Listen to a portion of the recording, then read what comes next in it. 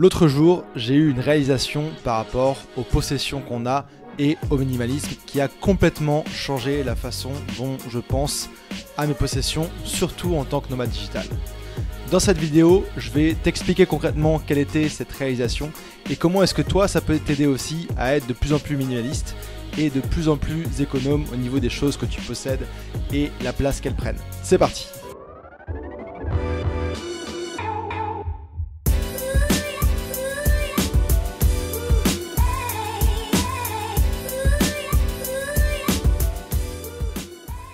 Si ce n'est pas encore fait, je t'invite à t'abonner à ma chaîne YouTube et à cliquer sur la petite cloche pour être sûr de rater aucun de mes conseils sur le freelancing, le nomadisme et tous mes conseils pour avoir une vie de liberté. Concrètement, cette réalisation, elle a commencé par me souvenir que les objets qu'on possède ont un prix. Peu importe comment tu les obtiens, si on te les donne, si tu les achètes, ils ont un prix. Et ils ont aussi une date d'expiration. Par exemple, ce téléphone avec lequel je filme cette vidéo, il va certainement me durer 3 ans et il m'a coûté 600 €. Donc on peut considérer qu'il me coûte 200 € par an. Et donc la réalisation, c'est de considérer justement les objets qu'on a, les objets qu'on possède comme des abonnements. Comme tu pourrais considérer un abonnement Netflix qui coûte 11,99 € par mois. Un autre exemple, cet ordinateur m'a coûté 1500 €. Donc il va aussi me durer 3 ans selon mes estimations et donc c'est comme si j'avais un abonnement de 500 € par an chez Apple. Et quand tu commences à appliquer ça à tout ce que tu possèdes, ça peut être ce micro, ça peut être les vêtements, ça peut être tout, et bien en fait tu te rends compte que ça fait un sacré budget à considérer en plus. Donc je t'ai parlé de différents exemples, mais tout ça c'est en plus de tes dépenses habituelles. J'avais fait une vidéo sur mon budget en tant que nomade digital.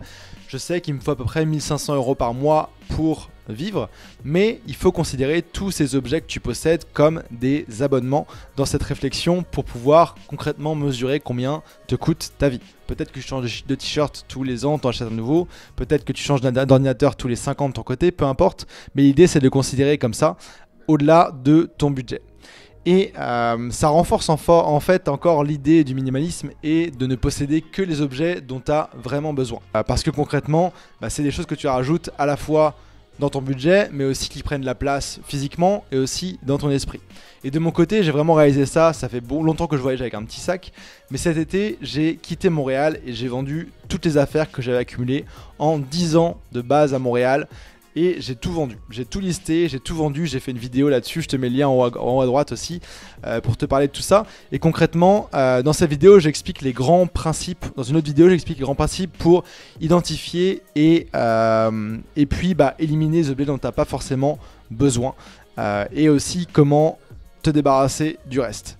Et concrètement, les bénéfices de tout ça, c'est énorme. C'est-à-dire que déjà, si tu as juste les objets dont tu as besoin en voyage quand tu es nomade, tu peux pas emporter grand chose, donc tu as forcément besoin d'éliminer tes affaires.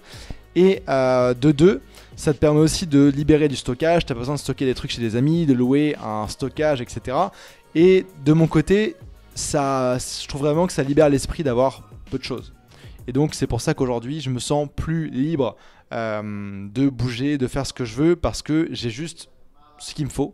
Je dis pas que je vais pas acheter d'autres choses, remplacer, optimiser. J'optimise mon sac en continu, mais au moins les choses que j'ai, je sais combien de temps elles vont me durer, je sais combien elles me coûtent et je sais le poids de cet abonnement au niveau financier et voilà. Donc en gros, voilà un petit peu la réflexion du jour, c'est que avoir juste les choses que dont tu as besoin, ça te libère mentalement, physiquement et monétairement aussi. Donc voilà un petit peu, et une autre réflexion par rapport aux possessions qui m'était venue et que je voulais te partager. Je trouvais ça intéressant comme concept de considérer tout ça comme abonnement. Alors j'ai pas encore calculé combien tout ce que j'ai actuellement me coûte. J'ai des vidéos qui listent un petit peu tout ce que j'ai dans mon sac. Ce serait intéressant de le calculer, je t'en parlerai peut-être dans une prochaine vidéo. Je te dis ciao ciao.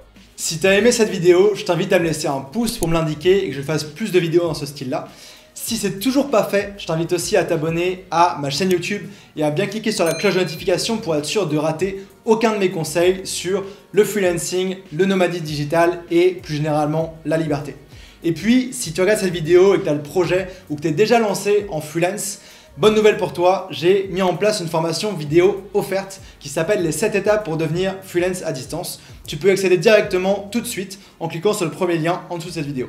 Je te dis à demain, ciao ciao.